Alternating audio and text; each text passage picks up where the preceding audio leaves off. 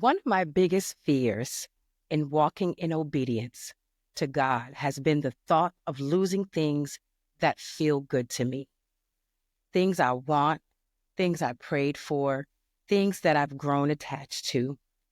The idea of having to let things go in order to fully step into my God-given purpose is terrifying. Why? Because they feel good. You don't want to release it. You convince yourself that it must be right. But one thing I've come to realize on this journey is that just because something feels good doesn't mean it's good for me. That's a hard truth to accept. Sometimes we cling to things, situations, or people simply because we've mistaken comfort for purpose, or because we're afraid of what life looks like without them. But what I've learned and what I'm still learning is that God never ends in a deficit. And when God asks us to let go of something, it's not because he wants to leave us empty-handed, right?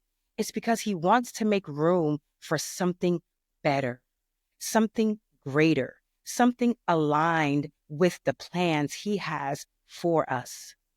If God has to take away the things I thought were good, whether it's a relationship, a job, a house, a friendship, or even the person I thought I couldn't live without, it's because he's preparing to replace them with something I can't even imagine. Wow. Wow. Right? The truth is, everything I thought I needed, everything I thought I couldn't live without, wasn't serving me in the way that I thought it was. It wasn't taking me closer to my purpose. It was actually holding me back. And even though it hurt to let those things go, I have to trust that God, who loves me, isn't trying to harm me, but to prosper me. And I keep reminding myself, God doesn't leave anything unfinished. He doesn't take without giving back something far greater and better. And if he's asking me to release something, it's because he's positioning me to receive something that will blow my mind. He doesn't operate in lack. He's a God of abundance. So when I look back at the things I thought were good, the relationships, the friendships, the plans I had made for myself, right? The life I envisioned, I realized that God's plans for me are so much greater. He doesn't just want what feels good. He wants what is good.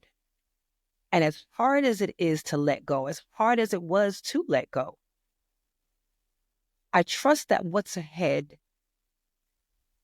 is infinitely better than anything that I could ever dream of. Walking in obedience is scary, but I've learned that obedience always comes with reward, and God never ends in a deficit.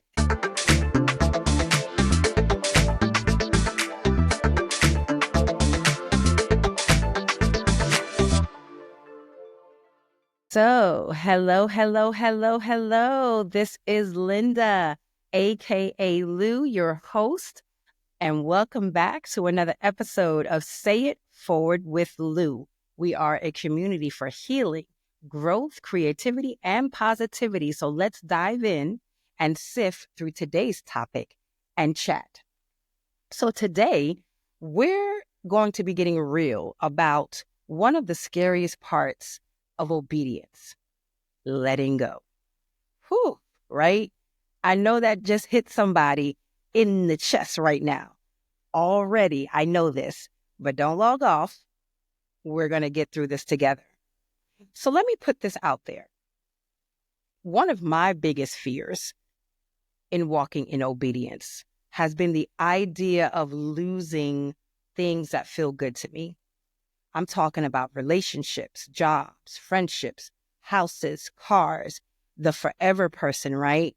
I swore God sent just for me, even though I really didn't consult or seek his counsel or authority in it. That's a whole nother topic for a whole nother day, a whole nother episode to be coming soon. But seriously, you know how we do, right? We start calling it a blessing, even though God's been hitting us upside the head with red flags. And I'm just skipping with, oh, that's a pretty little crimson shade of red flag right there, right? Skipping to the red flags. I'm going to Six Flags, right? Because no, like, why do we do that? Because it feels good, right? And we have to just hold on to whatever we think feels good. Am I lying? But here's the thing. Feeling good doesn't always mean something is good for you.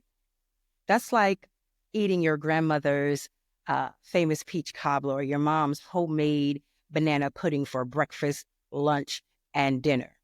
Does it feel good in the moment? Absolutely. But give it some time, and your waistline and your belt and your sugar levels and your energy are going to be screaming, why did you do this to me? Right? And that's how we are with things we refuse to let go of. We cling to them because we feel that they are comfortable. They're familiar, right? But sometimes comfort is a trap in disguise. Comfort can keep you stuck in places God has been trying to move you from for years. It's like if you're binge watching Netflix and they ask you, are you still watching? Like, sis, bruh, Netflix is trying to tell you, get up, right? That's God in your life. He's like, are you still holding on to that man who can't text back but post memes all day? Are you still crying over that job that I told you to leave 3 years ago? Are you still sitting in that situation that's draining the life out of you? Sometimes he asks us to let go of what might feel good to us or we think feel good to us because he has something so much better for us. But let me tell you, it's hard. It's hard to let go of good when you don't see the better yet. Think about like when your mom, I don't know, like if she made or you made a jug of Kool-Aid, right? And she took that jug of Kool-Aid and poured it out because you used too much sugar. And you sitting there mad, like, why are you ruining my masterpiece? I just made that Kool-Aid, right? But when she comes back with this fresh squeezed lemonade that tastes 10 times better than that pitcher of sugar you just had, that's like God. He's the ultimate upgrade. He's like, let me upgrade you, right? And here's where it gets real. Sometimes we tell ourselves, it's not that bad. We convince ourselves that the certain level of disrespect or hurt or pain is okay. Like we put up with it as long as it doesn't cross the line that we've drawn in our mind of what's okay, right? But why do we have to wait until it gets so bad, until it completely knocks us down before we move? Why do we have to wait for blatant disrespect before we finally say, I deserve better? And to my beautiful sisters and handsome brothers out there, we have to stop tolerating less than what we deserve. You're successful, right? You're powerful. You're awesome in your own right. And you deserve to be loved and valued from the start. At the first sign of disrespect, the first red or even yellow flag, you need to honor yourself and leave. Don't wait until it's a full-blown disaster before you realize your worth. And here's the beautiful, beautiful part of God, right? He never ends in a deficit. If he's asking you to release something, he's asking you for a reason because he has something so mind-blowing on the way that he wants to give you. And let's practically think about that. Think about times in your life when you've had to let go of something or someone, right? Did God leave you empty? Or did he eventually replace it with something you couldn't have imagined? Yeah, God has a track record of showing up and showing out, right? So I want to just here's the part that keeps me grounded. God, again, he doesn't do deficits, period. He's not in the business of leaving us worse off than when we started. When God asks you to let go, he's not trying to rob you. It's because he's making room for something better, something bigger. Think about it. We've all seen those movies, right? Where the main character is clinging on to the wrong thing, the wrong relationship, the wrong job, wrong opportunity. And it's not until they finally let go that the breakthrough comes, right? The breakthrough comes. Yeah, we are living in those movies every single day. We're the ones holding on to the sinking ship while God is over there waving at us like, baby girl, there's a yacht over here waiting for you. And I don't know about y'all. I want to ride on the yacht, right? I want to ride on the yacht. And so let me take you all back to a season in my life where I thought I had it all figured out.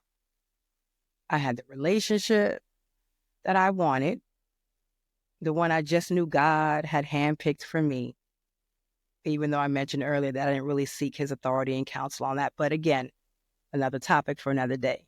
We'll come back to that. But I had the plans laid out, right? The house, the marriage, the future kids, a little Pinterest wedding board of what I thought I wanted, right? I was ready, honey, or so I thought. But here's the thing. Deep down, I knew something wasn't right. You know that little voice in the back of your head, that gentle nudge in your spirit that I now know for me, it was God? It was there, whispering, this isn't it. But I ignored it because everything looked good on the surface. The smiles for Facebook, the gram were there, right? The captions were cute. People were saying, y'all are so perfect together. Couples goals, right? Relationship goals, power couple, all the things. And I was like, yeah, we are, huh? We all that, right? But let me tell you, behind closed doors, I was shrinking. I wasn't fully myself. I fought to hold on to the relationship because actually I was scared of starting over, scared of being alone, scared that maybe I wouldn't find anything better. And on top of that, I was scared of what people would think. And I thank God that's one of the areas that he's been really working in me on, is freeing me from people, freeing me from the opinions of people, freeing me of thinking and caring about what people think, right, about me. Have you ever stayed in something too long because you didn't want to explain to people why you left or what happened? That's a whole word in itself right there, right? And then God stepped in. Or should I say God snatched me out of it. He pulled me right up by the back of my neck because I wouldn't let go. He made sure the situation got so uncomfortable, so unbearable, so painful, so ridiculously insane, right? And chaotic that I had no choice but to move, but to leave, right? And let me tell you, when things ended, I was devastated. I thought I had lost everything because it was everything I knew up until that point. And I cried and I doubted and I kept asking God, why would you let this happen like this? Why would you take this away from me when it thought it felt so right? But it really wasn't right. It was familiar. And as I mentioned earlier, it was comfortable. And there was a level of normalized dysfunction that I had gotten comfortable being. But now looking back, I see it so clearly. God wasn't trying to hurt me. He was trying to save me. He knew that what I was holding on to wasn't his best for me. And y'all, when I tell you he replaced it with better, and I mean better, I got my peace back. I got my joy back. And I got me back. And I realized that the love I thought I needed so desperately was nothing compared to the love God wanted to pour into me and through me. It's like,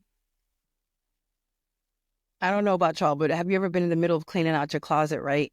And you're holding on to that one dress for me or an item of clothing, and it's from a few years ago, and you're thinking, oh, this is cute. I might wear this again someday, but deep down, you know, like, this really doesn't fit anymore.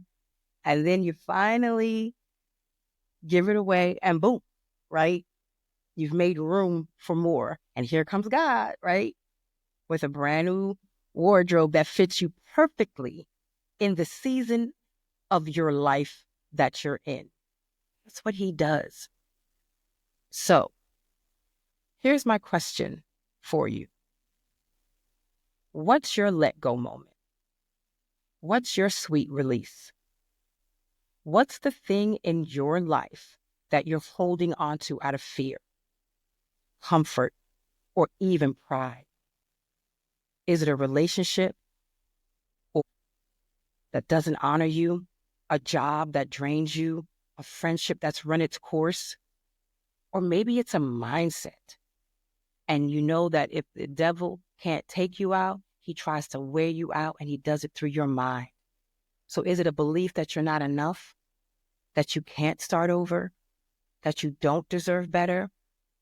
And I really want you to take a moment to really think about it. Write it down if you have to. And then I want you to ask yourself, if God is asking me to release this, what might he be making room for? And here's the thing. God, he doesn't just ask us to trust him for no reason, right? When he asks us to let go, it's because he's preparing to blow our minds. So what would it look like for you to trust him fully? What would it look like to say, God, I'm scared, but I trust you. God, I'm hurt, but I trust you. God, I don't understand, but I trust you. I know letting go is hard. I know letting go is hard. It's uncomfortable. It's painful. But I promise you this, God doesn't take without giving. And what he's getting ready to give you will exceed anything that you thought you lost, right? The scripture says God will do exceedingly and abundantly above all that we could ask or think. And when you really think about that, it's like in your wildest, biggest thought and imagination possible. God is like, nah, bigger, nah, better, nah, greater. Like, how beautiful and wonderful is that, right? So this week, I challenge you to take a step of obedience. Maybe it's having a hard conversation. Maybe it's setting that boundary, healthy and firm, right? Maybe it's finally walking away from something or someone who's not serving your growth. Whatever it is, trust that God is working all things together for your good. So I'll leave you with this as we get ready to close out today's episode. God doesn't want you to settle for what feels good. He wants you to walk in what is good. And I'll say that again. God doesn't want you to settle for what feels good. He wants you to walk into what is good. He doesn't operate in deficits. He operates in abundance. So release, let go of whatever it is that is holding you back, and make room for the extraordinary that is on the way. Because if you walk in obedience, I promise you, extraordinary is on your way. And you deserve that. So thank you, thank you, thank you for hanging out with me today. Thank you for tuning in to another episode of Say It Forward with Lou. If you enjoyed today's episode, be sure to subscribe, leave a review, and share it with someone who might need a little inspiration or need to hear this word today, right? Follow me on social media at Say It Forward _podcast, and let's keep the conversation going. And until next time, as always, stay tuned, stay a while, and let's continue to say it forward together. So I look forward to chatting with you a little bit more on this week of doing my live with Lou, where we'll dive a little bit deeper into today's episode and topic. And so stay tuned for that. And until next time, take care.